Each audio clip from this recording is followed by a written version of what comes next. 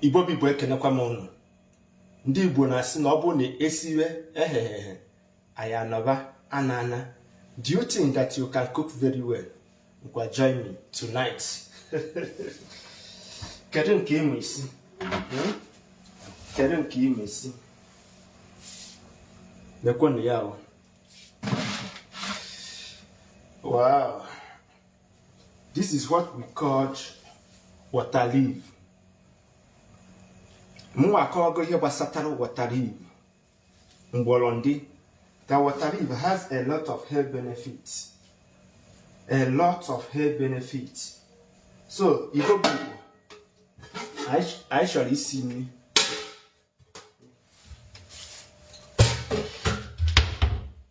So, there is so many vegetables here. This one is water leaf. Mbolondi. This one is called egheghi. I don't know what you are calling it on your dialect. This is what we call egheghi. This one is called inine. Green. Inine. This one is called ogo. Vegetable. I shall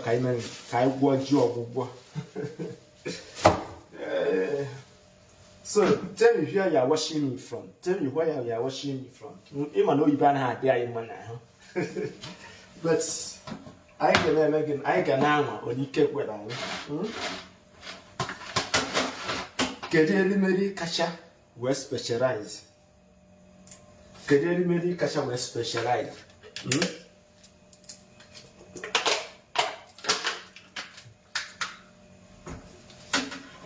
Aya bayenge no ekwu oku. Aya bayenge no ekwu oku.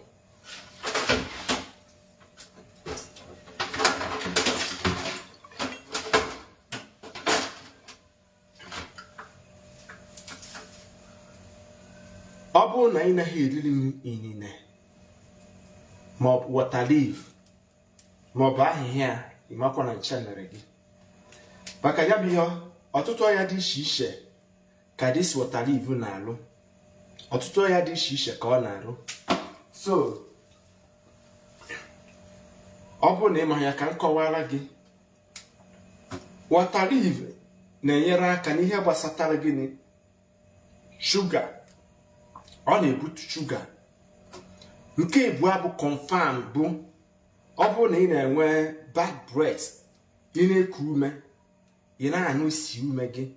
Maọbụ ikwu okwu eze ga na-esi ka ebe nkakwu nwụra akọwago nye je chọwara ngene water leaf.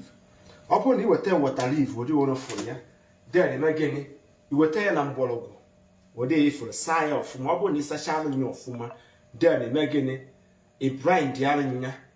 Ọ bụrụ na i grind ya nya itinye ya 1 liter of water ịza ya nya you stir it then je weta m original honey. Miss any with original honey. You can take green guinea, half tumbler, first thing in the morning on empty stomach and last time in the evening. So it made me here up a penabu not 3 times in a week. Made the maximum of 2 to 1 month. Ega funa you walk Iga name guinea. Iga let's see a fresh air. Okay? Nke ka na-akpọ ahịhịa. I don't know what you are calling this one in your dialect. Ndị Igbo na-akpọ ya ahịhịa. So, ọ bụ na esibe egheghi anyị anọba ana.